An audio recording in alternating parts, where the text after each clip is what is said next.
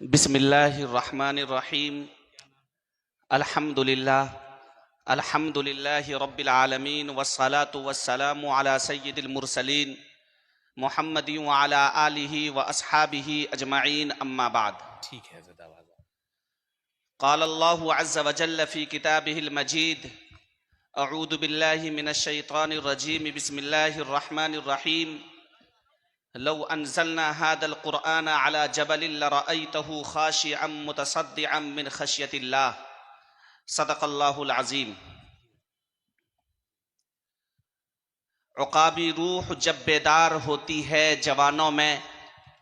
عقابی روح جب بیدار ہوتی ہے جوانوں میں، نظر آتی ہے ان کو اپنی منزل آسمانوں میں۔ نہیں تیرا نشیمن قصر سلطانی کی گنبد پر، تو شاہی ہے بسیرا کر پہاڑوں کی چٹانوں میں۔ نہ پوچھ ان خرقہ پوشوں کی، ارادت ہو تو دیکھ ان کو، ید بیضا لیے بیٹھے ہیں اپنی آستینوں میں۔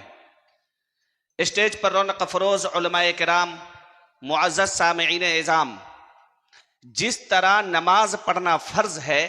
روزہ رکھنا فرض ہے، اگر کوئی آدمی نماز نہیں پڑھتا ہے، روزہ نہیں رکھتا ہے، وہ گناہگار ہوتا ہے۔ اسی طرح اپنے بچوں کی دینی تعلیم و تربیت کا انتظام کرنا فرض ہے۔ اگر کوئی ماں باپ اپنے بچوں کی دینی تعلیم و تربیت کا انتظام نہیں کرتا ہے تو وہ ویسے ہی گناہگار ہوتا ہے جیسے نماز چھوڑنے والا گناہگار ہوتا ہے، روزہ نہ رکھنے والا گناہگار ہوتا ہے۔ آخر تو کوئی وجہ ہے کہ تھوڑی دیر کے لیے آپ اپنے ذہن کو پرواز کیجئے۔ آج سے 1400 سال پہلے جب نبی کائنات صلی اللہ علیہ وسلم کے مبعوث ہونے سے پہلے پوری دنیا کی حالت بگڑی ہوئی تھی، کوئی ایسا گناہ نہیں تھا جو اس زمانے میں نہ کیا جا رہا ہو۔ شراب پی جا رہی تھی، زنا عام ہو چکا تھا، ڈکیتی ہو رہی تھی، چوری ہو رہی تھی، زندہ لڑکیوں کو دفن کر دیا جا رہا تھا، اور امیروں کی عمارت کا نشہ سر چڑھ کر بول رہا تھا۔ امیر و غریب کے درمیان امتیاز، انسانیت کے درمیان تفریق، لوگوں کا غلط استحصال ہر سو پھیلا ہوا تھا۔ ایسے موقع پر نبی کائنات صلی اللہ علیہ وسلم پر غار حرا میں حضرت جبرائیل امین علیہ السلام کے ذریعے سے جو فرسٹ میسج آیا تھا، جو پہلی وحی آئی تھی، وہ نماز کے بارے میں نہیں تھی، روزہ کے بارے میں نہیں تھی، زکوٰۃ کے بارے میں نہیں تھی، حج کے بارے میں نہیں تھی، نکاح کے بارے میں نہیں تھی، طلاق کے بارے میں نہیں تھی، وصیت کے بارے میں نہیں تھی، میراث کے بارے میں نہیں تھی، بلکہ نبی کائنات صلی اللہ علیہ وسلم پر جو فرسٹ میسج اللہ کی طرف سے جو پہلی وحی آئی تھی وہ پڑھنے کے بارے میں تھی کہ اقرا، پڑھیے پڑھیے پڑھیے۔ کیا پڑھیے؟ اس کا ذکر نہیں ہے، مفعول کا ذکر نہیں ہے، آبجیکٹ کا ذکر نہیں ہے، کیا پڑھنا ہے اس کا ذکر نہیں ہے۔ گویا کہ اللہ رب العزت نے اپنے فرسٹ میسج میں اور اپنی پہلی وحی میں اس کائنات میں بسنے والے لوگوں کو یہ بتلا دیا کہ لوگوں، اگر تم چاہتے ہو کہ دنیا امن و آشتی کا گہوارہ بن جائے، اگر تم چاہتے ہو کہ دنیا سے زنا ختم ہو جائے، تم اگر چاہتے ہو کہ بڑے چھوٹوں پر شفقت کرنے لگے اور چھوٹے بڑوں کا احترام کرنے لگے، تم اگر چاہتے ہو کہ عورتوں کو اس کا مقام ملے، تم اگر چاہتے ہو کہ دنیا امن و امان کا گہوارہ بن کر جنت کا نمونہ بن جائے، تو اس کے لیے تجھے پڑھنا ہوگا، پڑھنا ہوگا، پڑھنا ہوگا۔ مجھے پڑھنا نہیں آتا، نبی کائنات کے الفاظ ہیں، مجھے پڑھنا نہیں آتا، اور جبرائیل امین بار بار کہہ رہے ہیں آپ پڑھیے پڑھیے، مجھے پڑھنا نہیں آتا، آپ پڑھیے، مجھے پڑھنا نہیں آتا۔ جبرائیل امین بھیجتے ہیں، نبی کائنات کو اپنے سینے سے چپکاتے ہیں اور کہتے ہیں اقرا بسم ربک، پڑھیے پڑھیے اپنے اس رب کے نام سے جس نے آپ کو پیدا کیا ہے۔ کیا پڑھنا ہے اس کا ذکر نہیں ہے۔ گویا کہ اللہ نے کہہ دیا کہ میں پڑھنے پر کوئی پابندی عائد نہیں کرتا، تم چاہو تو قرآن پڑھو، حدیث پڑھو، حدیث کی تشریح پڑھو، صحابہ کے فرمودات پڑھو، تابعین تبع تابعین کے اقوال پڑھو، مجددین عظام اولیاء کرام، اس امت کے ہادی اور رہبر جنہوں نے جو بھی پیغام دیا ہے ان پیغامات کو پڑھو۔ تم چاہو بائیولوجی پڑھو، تم چاہو سائنس پڑھو، تم چاہو میڈیکل سائنس پڑھو، تم کو جو جو پڑھنا ہے پڑھو، زمین کی تہوں میں جاؤ، آسمان کی فضاؤں میں اڑو، جامد چیزوں کا علم حاصل کرو، سیال مادوں کا علم حاصل کرو، تم کو جو پڑھنا ہے پڑھو، لیکن شرط ہے کہ بسم ربک، اپنے رب کے نام سے پڑھو، اللہ کی ذات کا، اللہ کی صفات کا، اللہ کی وحدانیت کا، اللہ کی سمدانیت کا، اللہ کی فردانیت کا اقرار کر کے پڑھو۔ ایسا نہ ہو کہ پڑھو اور کمیونزم کے شکار ہو جاؤ، ایسا نہ ہو کہ پڑھو اور لبرلزم کے شکار ہو جاؤ، ایسا نہ ہو کہ پڑھو سوشلزم کے شکار ہو جاؤ، بلکہ جو بھی پڑھو اسلامزم پر باقی رہو، جو بھی پڑھو اللہ کی توحید کا اقرار کر کے پڑھو، قبر کے اندھیرے کا یقین کر کے پڑھو،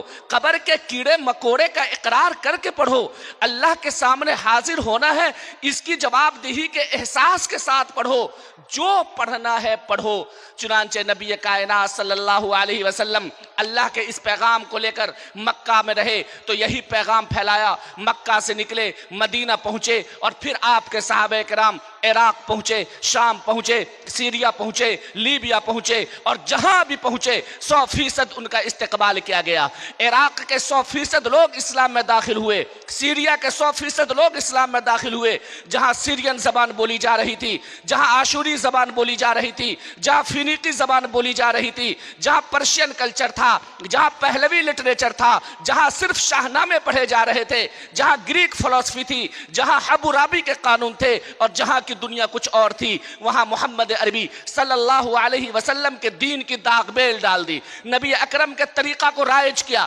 محمد عربی کے سلیقہ سے لوگوں کو آشنا کرایا، ایثار کے اصول دیے، خود بھوکا رہ کر دوسروں کو کھانا کھلانے کا سلیقہ اور ادب سکھلایا گیا، ننگا رہ کر دوسروں کو کپڑا پہنانے کا طریقہ دیا گیا، اور پھر ایسا ہوا کہ یہ دنیا، یہ سسکتی ہوئی دنیا، یہ بلکتی اور تڑپتی ہوئی دنیا امن و آشتی کا گہوارہ بن کر گلے گلزار بن گئی۔ پھر یہ پیغام صحابہ کرام نے تابعین کو، تابعین نے تبع تابعین کو، اور اسی طرح ہر پہلے والی کڑی نے دوسرے والی کڑی کو یہ سلسلہ دیتے چلے گئے، اور نتیجہ یہ ہوا کہ اس دنیا میں 1000 سال تک اسلام کا پھریرا لہراتا رہا۔ صرف حضرت امیر معاویہ رضی اللہ عنہ کے زمانے کو اگر ہم دیکھ لیں تو 66 لاکھ مربع میل پر اسلام کا جھنڈا لہرا چکا تھا۔ اگر دائیں دیکھیں، بائیں دیکھیں، سامنے دیکھیں، پیچھے دیکھیں، پورب دیکھیں، پچھم دیکھیں، اتر دیکھیں، دکھن دیکھیں، جس طرف آپ دیکھیں 1000 سال تک پوری دنیا پر اسلام کا جھنڈا لہرا رہا تھا۔ جس طرح آج شرٹ پینٹ پہننے پر لوگ فخر محسوس کرتے ہیں، انگریزی بال رکھنے پر لوگ فخر محسوس کرتے ہیں، وہ دور تھا کہ لوگ جبہ پہننے پر اور عربین لباس اختیار کرنے پر فخر محسوس کر رہے تھے۔ استے رہے جب تک انہوں نے قرآن کو نہیں چھوڑا، جب تک انہوں نے دین کو نہیں چھوڑا، جب تک انہوں نے اسلام سے اپنا رشتہ جوڑے رکھا، لیکن جیسے ہی اسلام سے ان کا رشتہ ختم ہوا، جب لوگوں کے ذہن میں یہ بات آنے لگی کہ قرآن پڑھ کر لوگ کیا کریں گے، جب لوگوں کے ذہن میں یہ بات آنے لگی کہ یہ مدرسے میں پڑھنے والے بچے مدرسے میں پڑھ کر 2 روٹی اور 2 بوٹی ہی تو لوگوں سے چھینیں گے، مسجد میں امامت کریں گے اور مسجد میں بیٹھ کر چند بچوں کو پڑھا دیں گے، اس کے علاوہ وہ کیا کر سکتے ہیں؟ اس کائنات کے رب ذوالجلال کا وہ انداز جو فرسٹ میسج کے طور پر لوگوں کے سامنے آشکارا ہوا تھا، لوگوں نے جب اس کو بھلا دیا، لوگوں نے جب اس کو فراموش کر دیا، تو نتیجہ یہ ہوا کہ آج مسلمانوں کے پاس مال بھی ہے، دولت بھی ہے، آج مسلمانوں کے پاس سب کچھ ہے، لیکن اگر نہیں ہے تو مسلمانوں کے پاس غیرت نہیں ہے، مسلمانوں کے پاس حمیت نہیں ہے۔ کیوں؟ کیونکہ اسلام سے رشتہ ان کا ختم ہو چکا ہے، اسلام سے رشتہ کمزور پڑ چکا ہے، قرآن سے ان کا رشتہ کمزور پڑ چکا ہے۔ ہمارے بچے IAS آفیسر بن رہے ہیں، IPS آفیسر بن رہے ہیں، ہمارے بچے عدالت کے اعلیٰ عہدے پر پہنچ رہے ہیں، پہنچنا چاہیے، ضرورت ہے ہمارے قوم کو کہ ہمارے بچے عصری تعلیم میں اعلیٰ درجے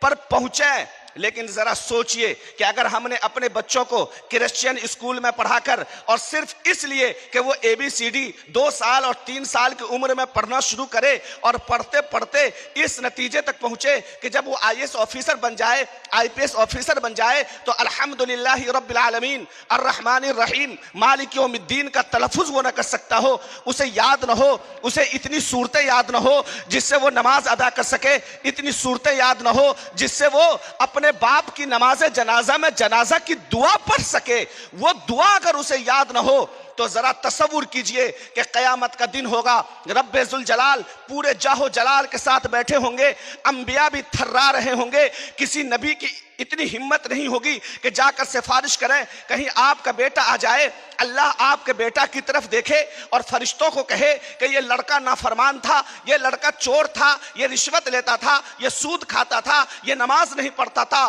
لہٰذا پاؤں پکڑو، منہ کے بل گھسیٹو، جہنم میں پھینک دو۔ روایت کے جملے ہیں، احادیث کے ٹکڑے ہیں جو ہمیں بتلاتے ہیں کہ وہ لڑکا اپنے ماں باپ کی طرف دیکھے گا، اللہ کی طرف دیکھے گا اور کہے گا اللہ اللہ اللہ، اگر میں چور ہونے کی وجہ سے، نافرمان ہونے کی وجہ سے، ڈکیت ہونے کی وجہ سے جہنم میں جانے کا مستحق ہوں تو مجھ سے پہلے پہلے میرے اس ماں باپ کو جہنم میں ڈال دے، کیونکہ انہوں نے مجھے پیسوں کی مشین تو بنایا، پیسہ کمانے والی فیکٹری تو بنایا، لیکن آپ کی معرفت سے مجھے دور رکھا، مجھے آپ کے بارے میں کچھ نہیں بتلایا، آپ کے رسول کے بارے میں کچھ نہیں بتلایا، اللہ کی شریعت کے بارے میں نہیں بتلایا، تو اگر میں جہنم میں جانے کا مستحق ہوں تو مجھ سے پہلے پہلے میرے اس ماں باپ کو جہنم میں ڈال دے۔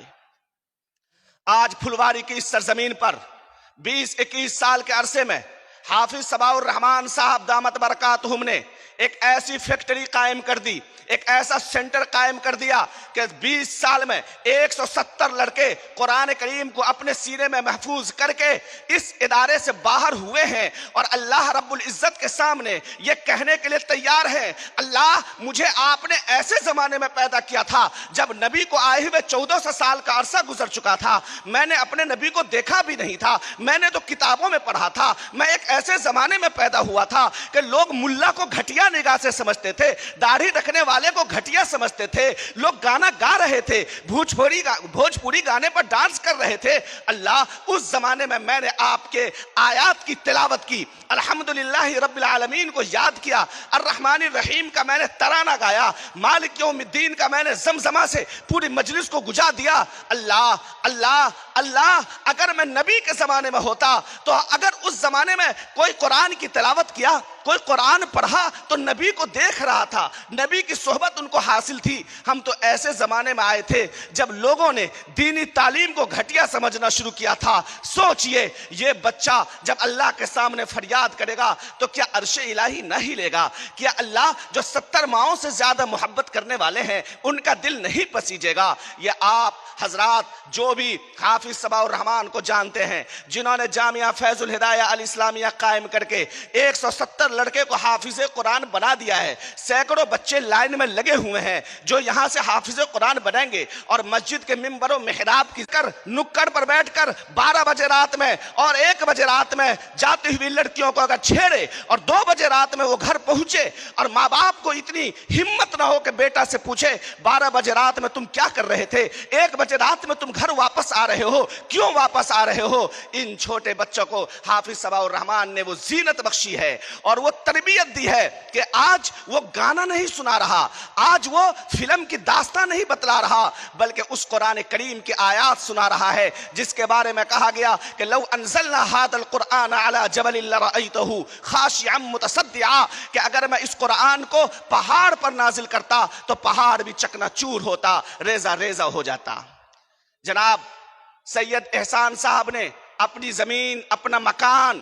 اس ادارے کو چلانے کے لیے وقف کر دیا، دے دیا کہ میں اگر چاہوں، اگر وہ چاہتے تو کرائے پر لگا کر سینکڑوں اور ہزاروں لاکھوں روپیہ اس سے کماتے، لیکن انہوں نے کہا کہ پیسے تو مجھے اور جگہ سے مل جائیں گے لیکن ایسے ایسا آدمی جو میری اس زمین سے حافظ قرآن بنا دے، ایسا آدمی جو اس زمین کو اس لائق بنا دے کہ جب قیامت کا دن ہوگا اور اللہ رب العزت کے سامنے میں جاؤں گا تو میں کہوں گا اللہ میرے پاس زمین کا ایک ٹکڑا تھا، میرے پاس ایک بنا بنایا مکان تھا، میں نے اس کو اپنے بیٹا کو رہنے کے لیے، اپنی بیٹی داماد کو رکھنے کے لیے میں نے اس کو نہیں رکھا، بلکہ آپ کے قرآن کی تلاوت کے لیے، آپ کے قرآن کو یاد کرنے کے لیے میں نے اسے دے دیا۔ مجھے یقین ہے، اللہ کی ذات پر بھروسہ ہے کہ اللہ رب العزت جناب سید احسان صاحب کے اس قربانی کو قبول کریں گے۔ اللہ رب العزت ہمیں اور آپ کو اس لائق بنائے کہ جب ہم اس دنیا سے جائیں تو ایمان کے ساتھ جائیں، اور جب تک اس دنیا پر رہیں تو اسلام پر باقی رہیں۔ وما توفیقی الا باللہ، وآخر دعوانا ان الحمدللہ رب العالمین۔ ماشاء اللہ، تبارک اللہ و تعالی۔ جناب آفتاب صاحب قاسمی صاحب کی پرمغز تقریر سے آپ لوگ